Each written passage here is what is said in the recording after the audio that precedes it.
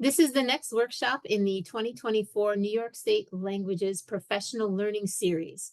My name is Candace Black, and I'm your World Language Associate in the Office of Bilingual Education and World Languages of the New York State Education Department. Welcome to Principles and Guidelines for Adopting or Creating Locally Developed Benchmark Assessments for Checkpoint A Classical Languages. This is offered by David Pellegrino, Dr. Joanne O'Toole, Bill Heller, and Dr. Lori Langer Ramirez. In this session, the presenters will explain the general principles and protocols outlined in the New York State Education Department's OBEWL document, Principles and Guidelines for Adopting or Creating Locally Developed Benchmark Assessments for Checkpoint A Classical Languages. This document provides guidance to local educational agencies and regional and statewide consortia for the creation of Checkpoint A benchmark assessments for classical languages aligned to the revised New York State Learning Standards for World Languages. Benchmark assessments are those assessments used to award one high school credit for middle school students prior to entering grade 9 and to meet the 1 credit graduation requirement. Checkpoint A benchmark assessments must be aligned to the revised standards for the June 2025 administration. Our workshop presenters today are David Pellegrino, Dr. Joanne O'Toole, Bill Heller, and Dr. Lori Langer Ramirez. Without further ado, it's my pleasure to invite our presenters to begin this workshop. So thank you, Candy, for that introduction, and thank you to all of you who are here today. This is our first specific classical language webinar, and hopefully it's just the start of many more to come.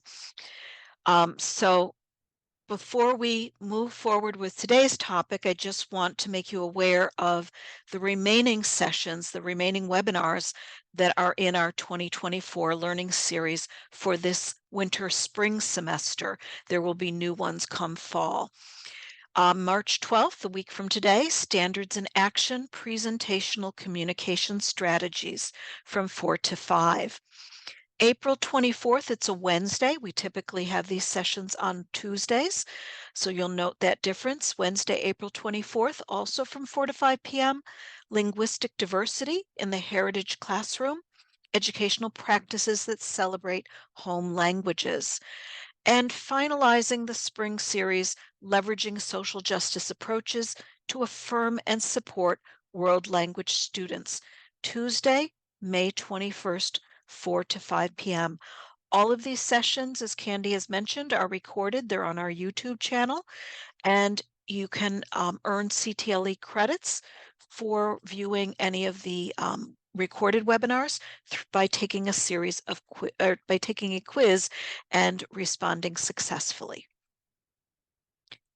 So our workshops are always guided by symbols, and so remembering to keep your microphone muted is always the first symbol.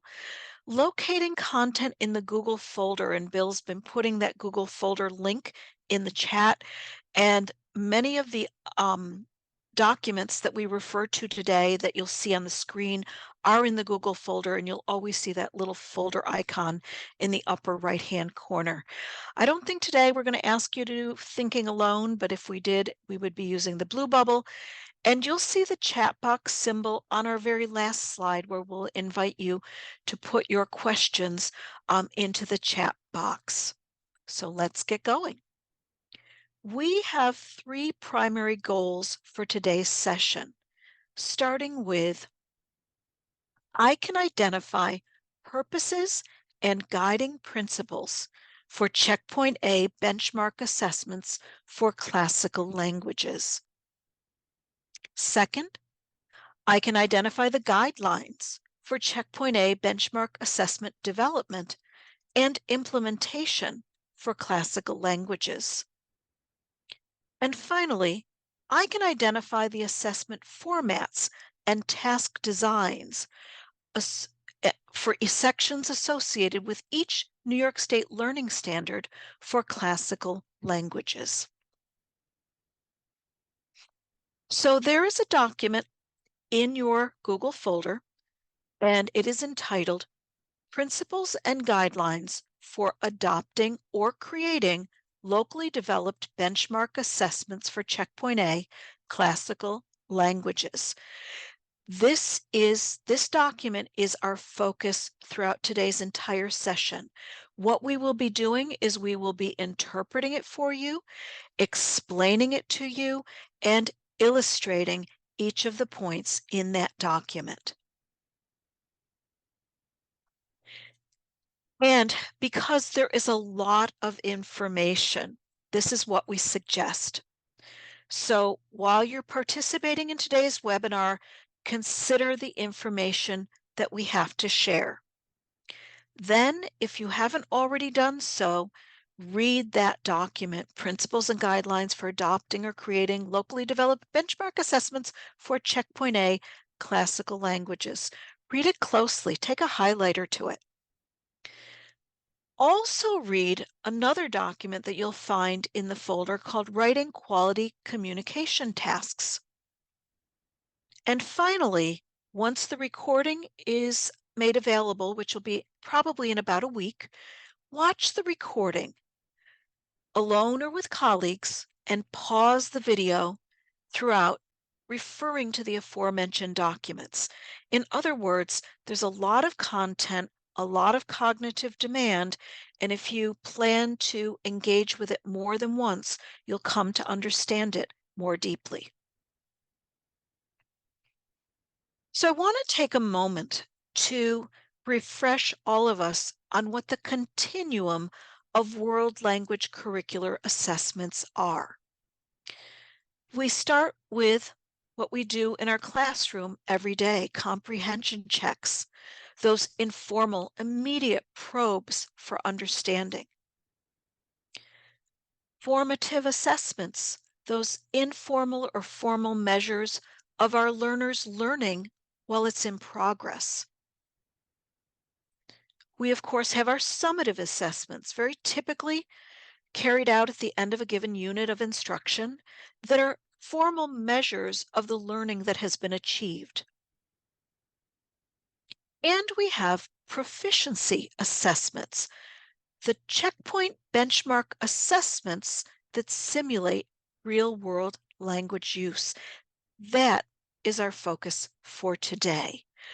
And it's through this whole series of curricular assessments that we're moving our learners toward proficiency development. So the standards implementation timeline, this document, this screenshot may be familiar to you. It's from our administrator's reference guide. From 2021 to 23, we were in our pre-implementation professional learning phase. But as of this past September, 7th grade Checkpoint A, the standards have been applied.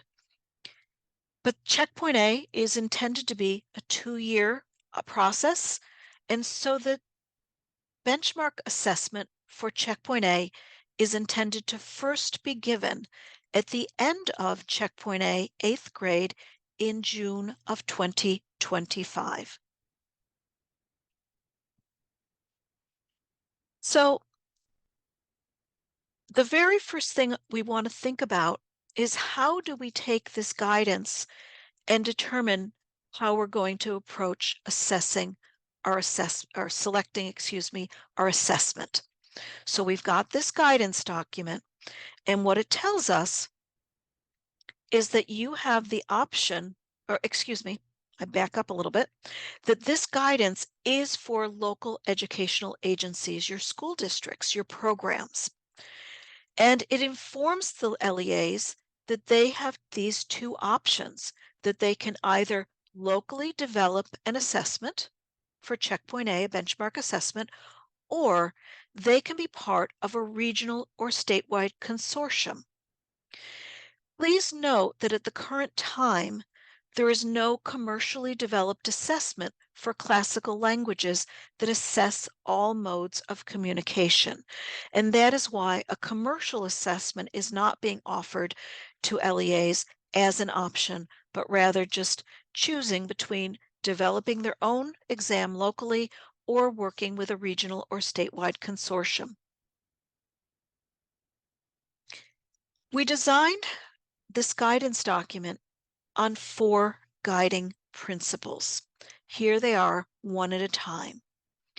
The first guiding principle was how critical it was to maintain a valid and reliable assessment of checkpoint A in order to maintain the benchmark as a graduation requirement that all students can realistically attain in 2 years. The second guiding principle is maintaining fidelity to the language functions, topics, and performance indicators for classical languages. For novice mid to novice high, for interpretive reading, and novice mid for interpretive listening, presentational communication, and interpersonal communication from the revised New York State Learning Standards for world languages for classical languages specifically. Third, considering pragmatic approaches and protocols for administration based on those past practices that were shown to be successful, along with those more recently introduced and current research-based practices. And finally, considering overall assessment and task designs that are user-friendly and can be realistically administered, completed, and scored within the end-of-year timeframe.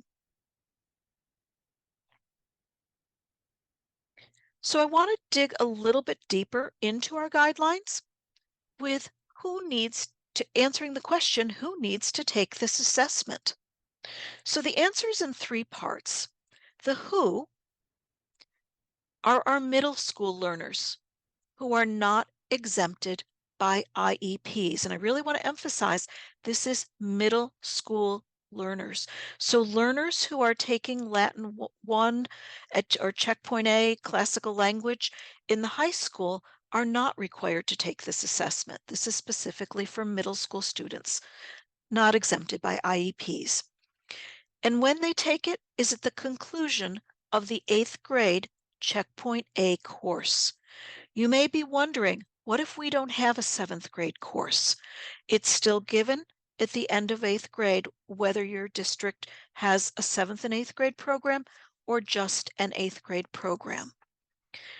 And the question why is so those middle school learners have the opportunity to earn 1 high school credit while still in middle school and fulfill their graduation requirement of 1 credit of a world language. Continuing with the guidelines, what do we need to keep in mind in terms of the administration? Well, what is that it's a set of on-demand performance tasks. When? There's a 2-part answer. The first part is during the Regents exam dates, with the exception of the speaking. The speaking would be carried out in the final 10 weeks of the academic calendar. And how are we administering this?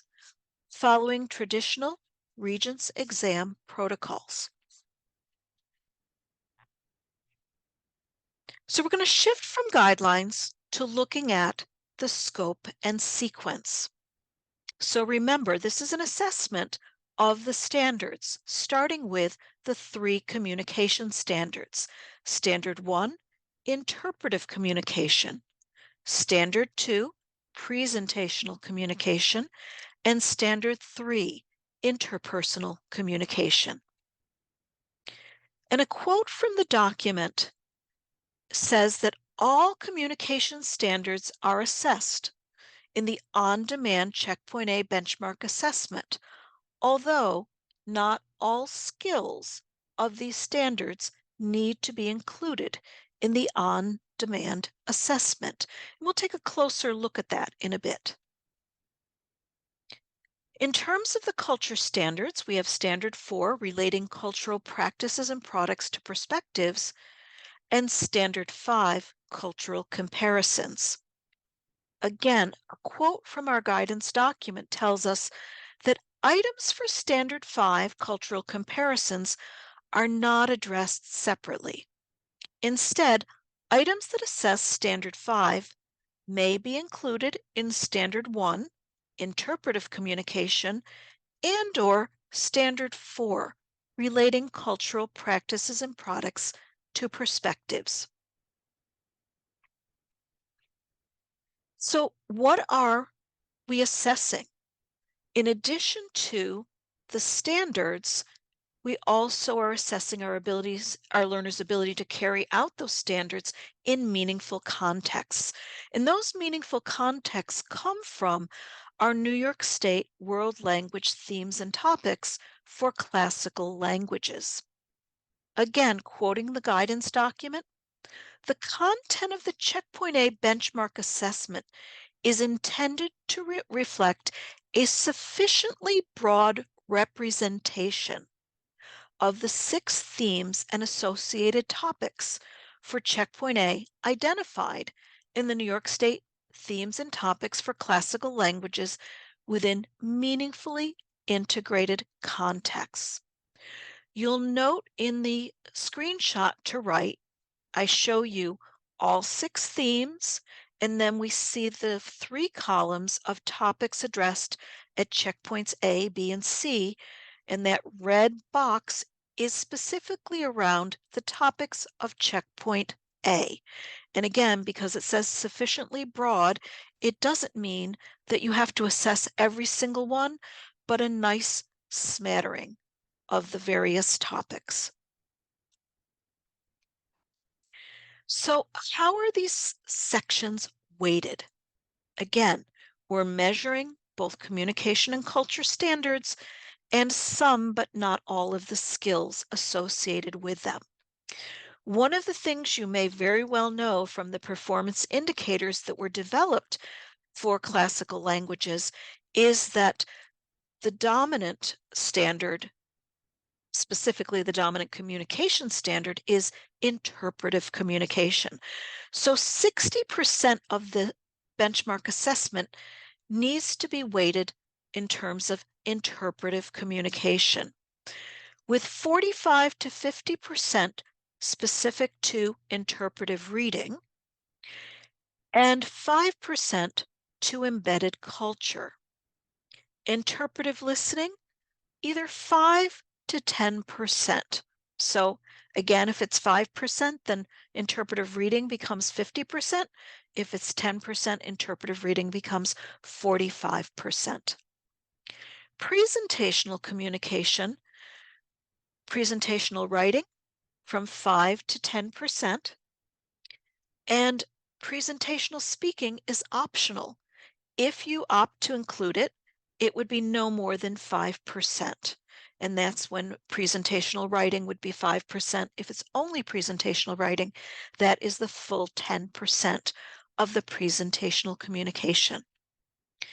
Interpersonal communication, specifically interpersonal speaking, is 10%. And relating cultural practices and products to perspectives, 20%. So again, referring to our performance indicators for classical languages, one of the things that we note is not only is interpretive reading weighted the most, but it's also where your standards review committees determined that the learners would achieve higher levels of proficiency. So the proficiency target for interpretive reading is novice high. But that keeps in mind that novice mid is also considered passing. For each of the other modes of communication and skills, the proficiency target at checkpoint A is novice mid.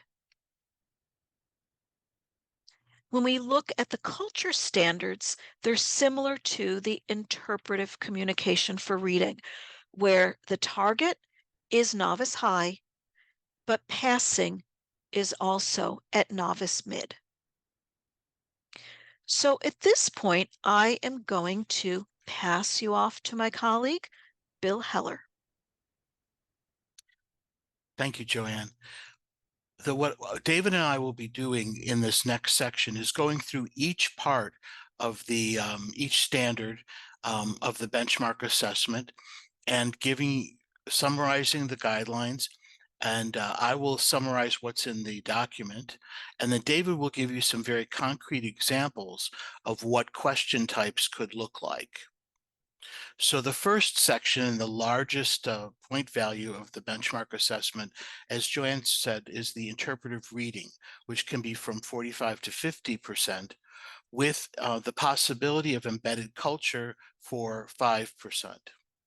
This section assesses the student's ability to understand the target language passages based on authentic resources at the novice high level, to analyze words and phrases derived from classical languages, and to recognize embedded cultural references. It asks students to identify the topic and some isolated facts from short texts on familiar topics. Can also be used to assess Culture Standard 4 and may assess Culture Standard 5, and may include items in English or some in the target language, or may all be in English. This is consistent with best practice in the field in terms of interpretive communication, using English to demonstrate that the learners really understand. There are two question types we'll focus on with interpretive reading.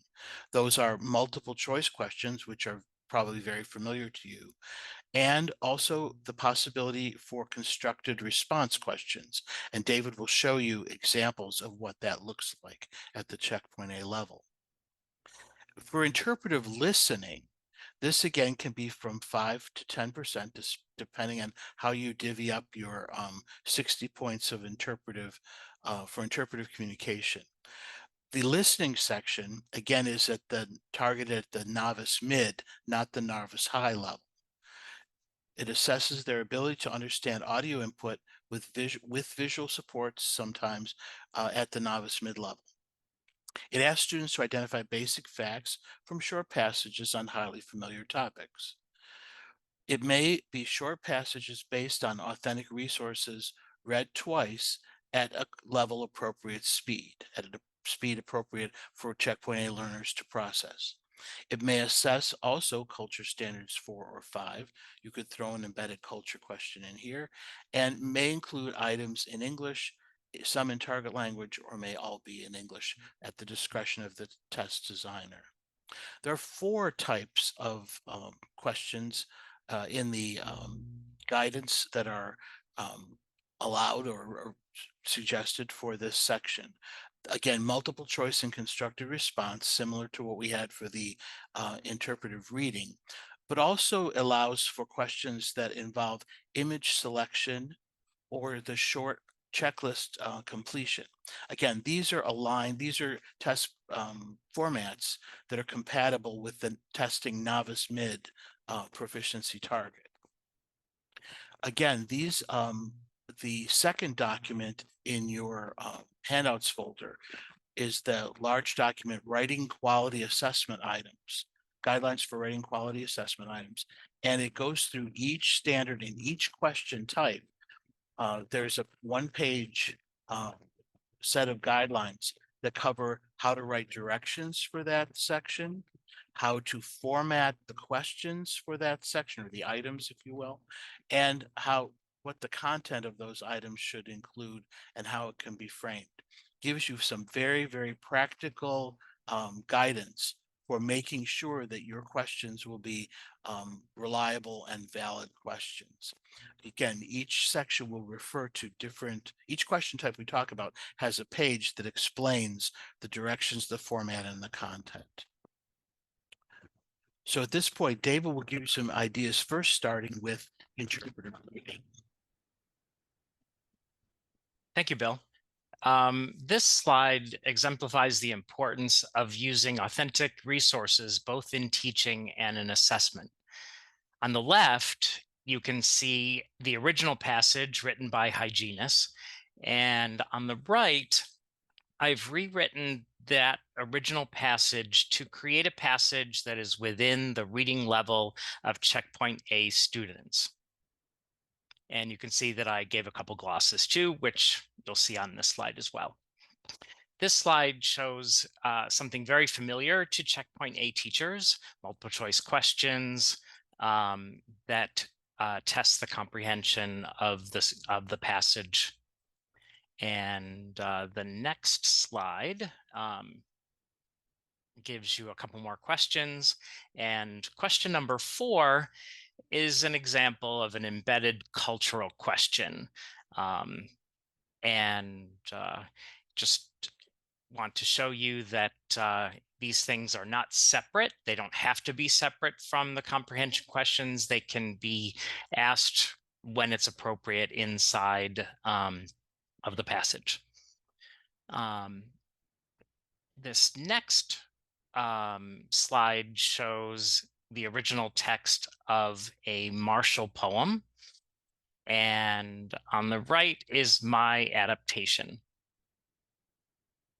And again, we have a couple glosses to help students. And here is something very familiar, again, to Checkpoint A teachers, short answer comprehension questions. And if in the next, you can see a couple more questions. And here is an embedded cultural question where students have to write a Latin word for one of the 2 writing implements that they see that the woman holds in the picture. Okay. Now, I know in the past, the SLP for Latin had derivation and words and phrases that are used in Latin later on. But I have it earlier here because it's under the interpretive reading umbrella. And so we're keeping all of that together. We have a passage that I took from the Week magazine. I don't know if you know the Week magazine, but it's got great short passages on all kinds of topics. I split it into 2. And I did this because I wanted students to actually focus on the passage a little bit. When you have a large English passage, the students tend to go directly to the questions. And so I thought I would kind of split it up a little bit so that the students could actually see the passage and then the questions and then the passage and then the questions. You'll see that my examples include English words with questions about both Latin roots and Latin prefixes. I didn't split it up. I wanted something based on an authentic passage, and so I did them both together. And then this passage, I'm sorry, this is, I got lost, hang on a second. What I did here, and I'm just looking for my notes, give me a second. Oh, yes. In this section, we have Latin words and phrases that are used in English. You'll see that each question has a quote from a previously published material. I found these from merriam-webster.com. It's a great source for getting these little quotes using Latin words and phrases, and it really keeps this section in accordance with the principles and guidelines document with the consistent use of authentic resources. The authentic resources don't necessarily have to be ancient ones. When you're focusing on Latin used in English, English resources are authentic as well. And the next slide has a short passage that is spoken by a character called Publius from Terence's Adelphoi. I adapted it for an interpretive listening section that you will see on the next slide. I broke up the passage into smaller sections to allow students to be able to focus on less Latin for each question. So they have a little bit of Latin to listen to. The English is given there for those of you who are not necessarily Latin teachers, just to give you an idea of how this works. It will not be there at all because the students will be listening in Latin. And so that's 2 questions. And if you look at the next slide, you have 3 more questions with the Latin that is going to be read out loud. Okay. And this is just another version of that same passage split up into sections, where instead of doing multiple choice, you have constructed response, short answer. This is something that you will decide in your school district if you're going to use multiple choice or if you're going to go to the short answer format. You can even mix it up if you wanted to. Okay. And this slide, the original Latin passage comes from a Plautus play. And this is what I did. I wanted to ask a question about an animal, specifically a dog. And so I found 4 images. We've got a cat, a dog, a rabbit, and an elephant. And I wanted to find a passage that dealt with a dog, and I wanted the dog to be kind of repeated in the passage. And so I went on a website, you can Google it. It's called PHI Latin Texts. It's a great way to find words and phrases from a large corpus of Latin literature. So just by searching canis, canem, and cani, canes type words, I found this self-contained complaint of a speaker who is afraid of a dog in a house that she is going to enter or is thinking about entering. There's only one sample question here, but certainly more could be added. And this next one comes from Virgil's Aeneid, book 7, and I forgot to say that it was book 7 of the Aeneid. We'll fix that later. And then I adapted it into a very short passage at the bottom. The short passage is read twice at an appropriate speed, and students, as they're listening, check the English words on the right that correspond with the Latin words that they hear. This is something that may be new for some people, but it's another way to assess listening comprehension at the novice mid-level. Oh, it was PHI Texts. Just Google it. And there is a search option that you can use to help you find words and phrases that you're looking for. Yes, thank you very much. It's in the chat. Okay, thanks. Back to you, Bill, I think. In this next section, so that was the interpretive sections, the reading skills of reading, interpretive reading, and listening along with embedded culture. This next section deals with presentational communication, which is standard 2. In the presentational, you should have a writing section to test the skill of writing. It can be either 5% or 10% of the exam total. It assesses the student's ability to write a short message or description, again, at the novice mid-level. And again, your questions will reflect the performance indicators for a learner at the targeting the novice mid-level. It reflects highly familiar contexts, things that they would have seen in class many ways, and it asks students to fulfill a communicative purpose associated with one of the language functions of presentational communication, particularly describing, sharing information, and giving reasons for persuasion. Those are mentioned specifically in the presentational standard itself.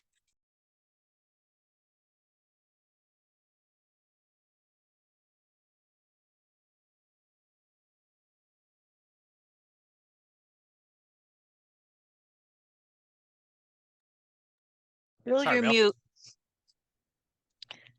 Did I suddenly go mute, or have I been mute for a while? Just now. Oh, okay. I just must have hit it by accident. Okay, thank you. So now presentational speaking is the next presentational part. This is an optional part. It can be done, it should be done prior to the administration of the written exam. It can be done along with the interpersonal section on the same day as that. And it can count for up to 5% of the total. But again, it is presentational speaking is optional. It assesses the ability of the student to respond to a prompt orally. But again, this is at the novice mid-level, reflecting highly familiar context. And again, ask students to fulfill a communicative purpose associated with presentational communication, particularly in this case, describing or informing, just sharing information about what they see sharing information that they know. In addition, you've already seen the question formats for constructive response, multiple choice, and so forth. We have in the writing quality communication task document, there is a section on writing prompts for written presentational tasks as well. And there is a page on creating the oral presentational tasks. So you have a page giving you, again, the task description and how to write the directions, how to format the section, and what content would be included in this section. So here are some examples from David. Okay. In this presentational writing assessment, students look at the given picture on the left to write Latin words and phrases to describe what they see. On the right, you'll see that we help the students by giving them prompts in English to help them write as much as they can. You know how students can be, they can look at a picture and they kind of focus on one or two things, but the prompts really help them write a complete answer. We are looking at novice mid again, and so they don't have to write in complete sentences. And that is the reason that the description has to be just using Latin words and phrases. So they can say peristilium, they can say canis, they can say pueri, or they can say mater pater. They can go all they can do all kinds of things, but complete sentences, while they're very nice, are not necessary at the novice mid-level. And the next slide is presentational speaking. And you'll see that on the left-hand side, we have a picture, and students will speak out loud using, again, Latin words and phrases to describe what they see. We give them some prompts on the right side in English to help them focus on the things that are in the picture. And again, they will use Latin words and phrases to show what they see. And it can be something that's recorded. That's usually what that's probably the easiest thing to do, have the students record these things.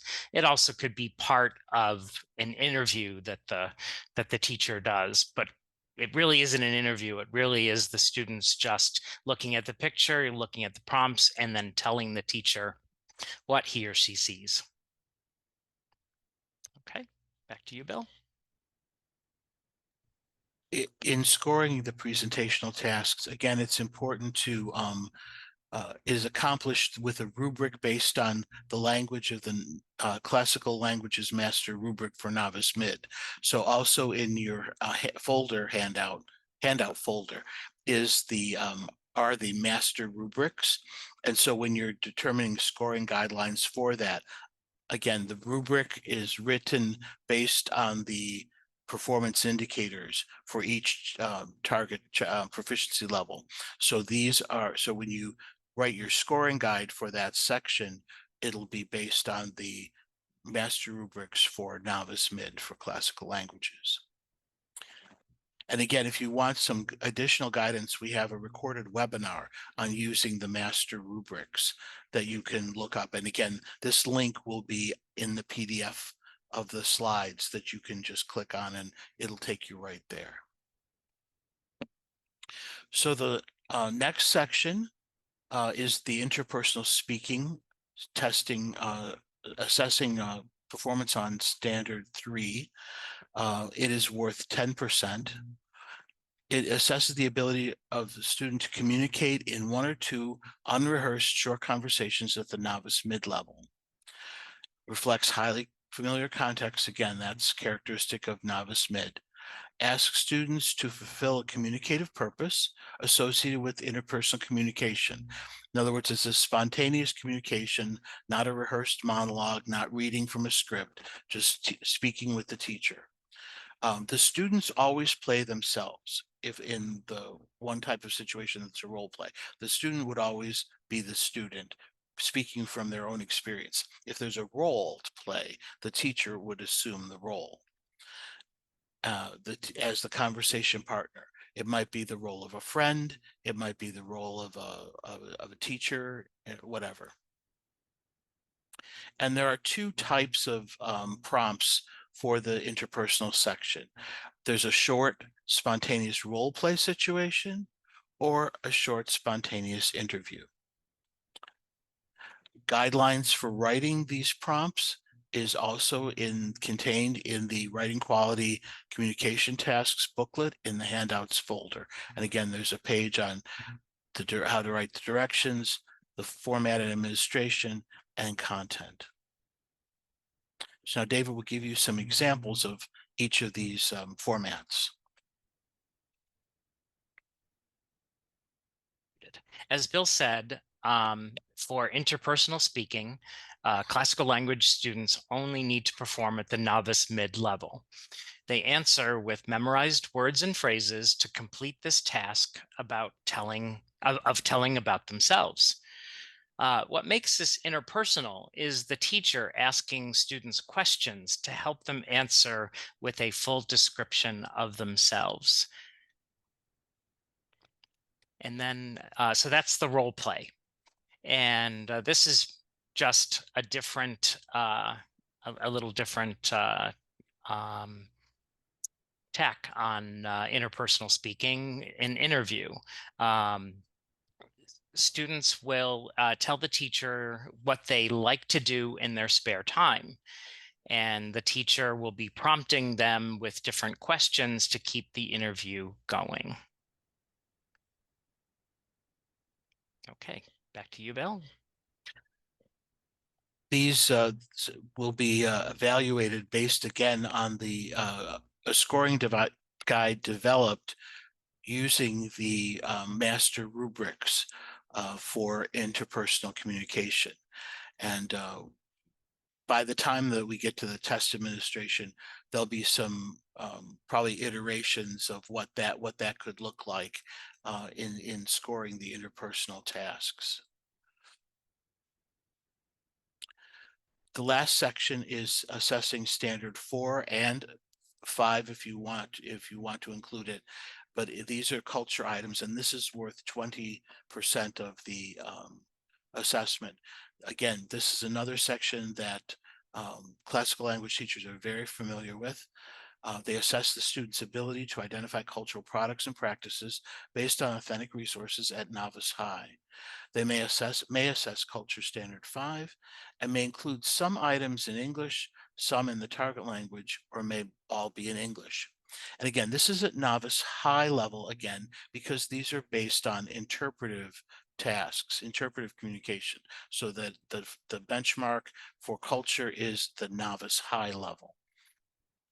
And we have 3 types of question types for the culture section: multiple choice questions and constructed responses that you've already seen, and the addition of a graphic organizer completion, again, to accommodate the checkpoint A novice high level proficiency.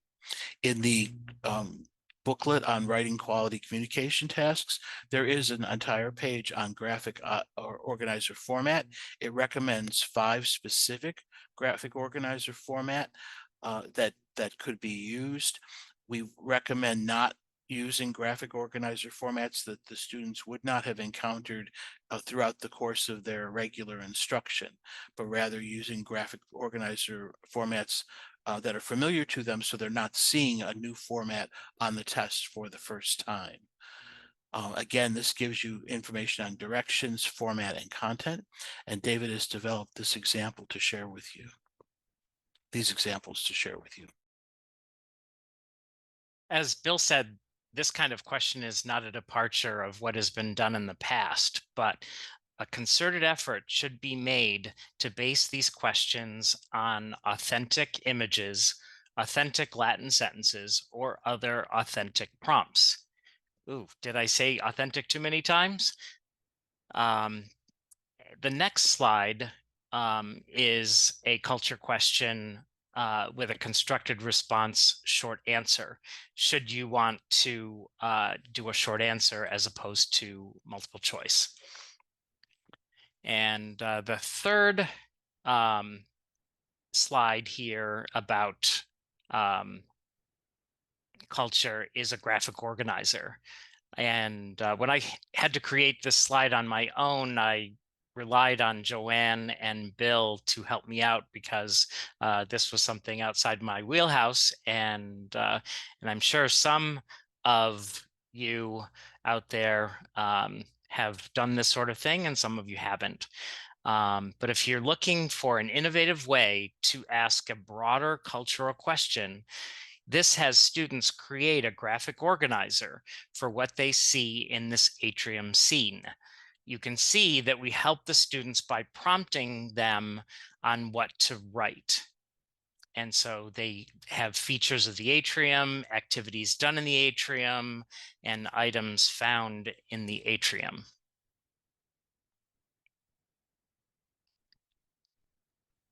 And again, the scoring of this section, of course, scoring multiple choice and constructed response questions can easily be done. That's an easy scoring. But if you want to develop a guideline for scoring a graphic organizer, again, refer back to the master rubrics for standards 4 and for standard 1. And again, for culture, the target is novice high, but passing would be novice mid. So you'd write your rubric, your scoring rubric, to novice high as a target for full credit.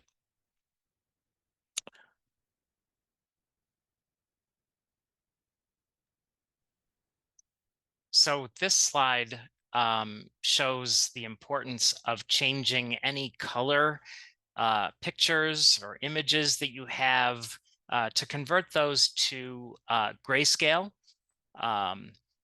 Many times when you put on the copier an image that's in color, it may distort it. It may take out some important things about the image. And if you do not know how to convert from color to grayscale, check with somebody in your school, an AV person or a computer person. Usually business department people are great about helping with this if you don't know how to do it already in Microsoft Word or other program.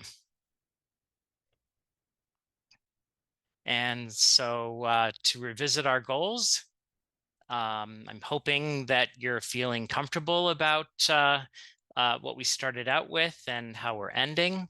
I can identify purposes and guiding principles for Checkpoint A benchmark assessments for classical languages. Again, you'll want to go back through the presentation once it's recorded and focus on things that you may have missed along the way. We did give you a lot. Joanne told you that at the beginning. I can implement the guidelines for Checkpoint A benchmark assessment development and implementation for classical languages. And finally, I can identify the assessment formats and task designs for sections associated with each New York State learning standard for classical languages.